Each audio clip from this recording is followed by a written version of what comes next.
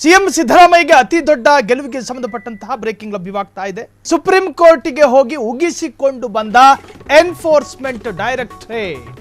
CM ಸಿದ್ದರಾಮಯ್ಯಗೆ ಅತಿ ದೊಡ್ಡ ಗೆಲುವಿನ ಸುದ್ದಿ ಇದು. ಸುಪ್ರೀಂ ಕೋರ್ಟ್ಗೆ ಹೋಗಿ ಉಗಿಸಿಕೊಂಡು ಬಂದ ಜಾರಿ ನಿರ್ದೇಶನಾಲಯ ಇಡಿ ಸಲ್ಲಿಸಿದ್ದ ಅರ್ಜಿ ವಜಾಗೊಳಿಸಿ ಉಗಿದು ಕಳುಹಿಸಿದ ಘನ ನ್ಯಾಯಾಲಯ. ರಾಜಕೀಯವನ್ನ ಚುನಾವಣೆಯಲ್ಲಿ ಎದುರಿಸಿಕೊಳ್ಳಿ, ಇಲ್ಲೆಲ್ಲ ಪೊಲಿಟಿಕಲ್ ಮಾಡೋದಕ್ಕೆ ಹೋಗಬೇಡಿ, ನಿಮ್ಮನ್ನ ಯಾಕೆ ರಾಜಕೀಯಕ್ಕಾಗಿ ಬಳಸಿಕೊಳ್ಳಲಾಗುತ್ತಿದೆ ಪ್ರಶ್ನೆ ಇದೆ. ಜಾರಿ ನಿರ್ದೇಶನಾಲಯಕ್ಕೆ ಉಗಿದು ಕಳುಹಿಸಿದ ಸುಪ್ರೀಂ ಕೋರ್ಟ್. ಮುಡಾ ಹಗರಣದಲ್ಲಿ ಇಡಿ ಸಲ್ಲಿಸಿದ್ದ ಮೇಲ್ಮನವಿ ಅರ್ಜಿ ವಜಾಗೊಂಡಿದೆ. ಪಾರ್ವತಿ ಸಿದ್ದರಾಮಯ್ಯ ಅರ್ಥಾತ್ ಸಿದ್ದರಾಮಯ್ಯರ ಧರ್ಮಪತ್ನಿ ವಿರುದ್ಧದ ಎಫ್ಐಆರ್ ರದ್ದುಗೊಳಿಸಿದ್ದ ಕರ್ನಾಟಕ ಹೈಕೋರ್ಟ್ ತೀರ್ಪು ಪ್ರಶ್ನಿಸಿ ಸುಪ್ರೀಂ ಕೋರ್ಟಿಗೆ ಇಡಿ ಮೇಲ್ಮನವಿ ಸಲ್ಲಿಕೆ ಮಾಡಿತ್ತು. ಇಡಿಗೆ ಮಂಗಳಾರತಿ ಮಾಡಿ ಈಗ ಸುಪ್ರೀಂ ಕೋರ್ಟ್ ಅವರನ್ನ ಕಳುಹಿಸಿಕೊಟ್ಟಿದೆ. ಇದು ಸಿಎಂ ಸಿದ್ದರಾಮಯ್ಯರಿಗೆ ಸಿಕ್ಕಂತಹ ಅತಿ ದೊಡ್ಡ ಗೆಲುವಿನ ಸುದ್ದಿ. ಎನ್ಫೋರ್ಸ್ಮೆಂಟ್ ಡೈರೆಕ್ಟರೇಟ್ ಈ ಹಿಂದೆ ಪಾರ್ವತಿಯವರಿಗೆ ಅರ್ಥಾತ್ ಸಿಎಂ ಸಿದ್ದರಾಮಯ್ಯರ ಧರ್ಮಪತ್ನಿ ಮುಡಾ ಪ್ರಕರಣದಲ್ಲಿ ಅವರು ಕೂಡ ಆರೋಪಿಯಾಗಿದೆ. ಅವರ ಅರ್ಜಿಯನ್ನ ಅಂದ್ರೆ ಅವರ ವಿರುದ್ಧದ ಅರ್ಜಿಯನ್ನು ವಜಾಗೊಳಿಸಿತ್ತು ಘನ ಹೈಕೋರ್ಟ್.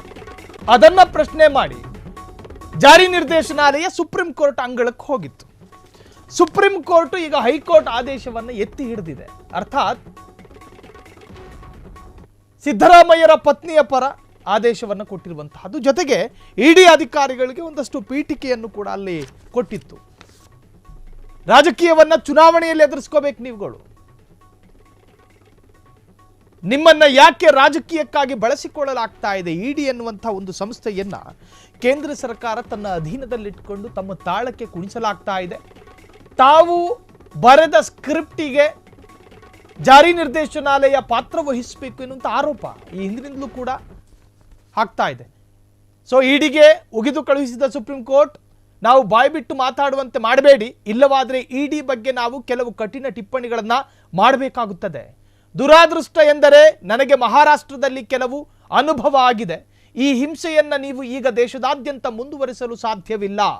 ರಾಜಕೀಯ ಪಕ್ಷಗಳ ಯುದ್ಧ ಚುನಾವಣೆಯಲ್ಲಿ ನಡೆಯಲಿ, ನಿಮ್ಮನ್ನ ಯಾಕೆ ರಾಜಕೀಯವಾಗಿ ಬಳಸಿಕೊಳ್ಳಲಾಗ್ತಾ ಇದೆ. ಕರ್ನಾಟಕ ಹೈಕೋರ್ಟ್ ಏಕಸದಸ್ಯ ಪೀಠದ ಆದೇಶದಲ್ಲಿ ಯಾವುದೇ ಲೋಪವಿಲ್ಲ. ನಿರ್ದಿಷ್ಟ ಅಂಶಗಳು ಮತ್ತು ಸನ್ನಿವೇಶಗಳನ್ನು ಆಧರಿಸಿ ಹೈಕೋರ್ಟ್ ತೀರ್ಪು ನೀಡಿದೆ. ನಮ್ಮ ಕಟು ಟಿಪ್ಪಣಿಗಳಿಂದ ತಮ್ಮನ್ನ ತಾವು ಬಚಾವು ಮಾಡಿಕೊಂಡಿದ್ದಕ್ಕೆ ನಾವು ಎಎಸ್ಜಿ ಹೆಚ್ಚುವರಿ ಸಾಲಿಸಿಟರ್ ಜನರಲ್ ಅವರಿಗೆ ಧನ್ಯವಾದ. ನೋಡಿ, ಇದರಲ್ಲಿ ಏನು ಮಾರ್ಮಿಕವಾಗಿ ನಾವು ಬಾಯ್ಬಿಟ್ಟು ಮಾತಾಡುವಂತೆ ಮಾಡಬೇಡಿ, ಇಲ್ಲವಾದರೆ ಇಡಿ ಬಗ್ಗೆ ನಾವು ಕೆಲವು ಕಠಿಣ ಟಿಪ್ಪಣಿಗಳನ್ನು ಮಾಡಬೇಕಾಗುತ್ತದೆ. ದುರಾದೃಷ್ಟ ಎಂದರೆ ನನಗೆ ಮಹಾರಾಷ್ಟ್ರದಲ್ಲಿ ಕೆಲವು ಅನುಭವ ಆಗಿದೆ. ಈ ಹಿಂಸೆಯನ್ನು ನೀವು ಈಗ ದೇಶದಾದ್ಯಂತ ಮುಂದುವರಿಸೋದಕ್ಕೆ ಸಾಧ್ಯ ಇಲ್ಲ. ರಾಜಕೀಯ ಪಕ್ಷಗಳ ಯುದ್ಧ ಚುನಾವಣೆಯಲ್ಲಿ ನಡೆಯಲಿ, ನಿಮ್ಮನ್ನು ಯಾಕೆ ರಾಜಕೀಯಕ್ಕಾಗಿ ಬಳಸಿಕೊಳ್ಳುತ್ತಿದ್ದಾರೆ. ಇಡಿ ತನ್ನದೇ ಆದಂತಹ ಒಂದು ಸ್ವತಂತ್ರವಾದಂತಹ ತನಿಖೆಯನ್ನು ಮಾಡಬೇಕಾಗುತ್ತೆ. ಆದರೆ ಸರ್ಕಾರ ಅಥವಾ ರಾಜಕೀಯ ಪಕ್ಷ ಮಧ್ಯಪ್ರವೇಶ ಮಾಡಿ ಒಂದು ತನಿಖಾ ಸಂಸ್ಥೆಯನ್ನು ತನ್ನ ರಾಜಕೀಯ ಸ್ವಾರ್ಥಕ್ಕಾಗಿ ಬಳಸಿಕೊಳ್ಳೋ ತರಹದ ಅದರ ವಿರುದ್ಧ ಒಂದು ಸಲಹೆ ಕೊಟ್ಟಂಗಿದೆ. ಅದರ ವಿರುದ್ಧ ನಾವು ಬಾಯ್ಬಿಟ್ಟು ಮಾತಾಡುವಂತೆ ಮಾಡಬೇಡಿ ಅಂತ ಹೇಳಿ ಹೇಳ್ತಾ ಇರೋದು ಯಾರು? Supreme court. ದುರಾದೃಷ್ಟ ಅಂದರೆ ನನಗೆ ಮಹಾರಾಷ್ಟ್ರದಲ್ಲೂ ಕೂಡ ಇಡಿಗೆ ಹಿಂಸೆಗೆ ಒಳಗಾಗಿ ಒಂದಷ್ಟು ಪ್ರಕರಣಗಳು ನಡೆದಿರಬಹುದು.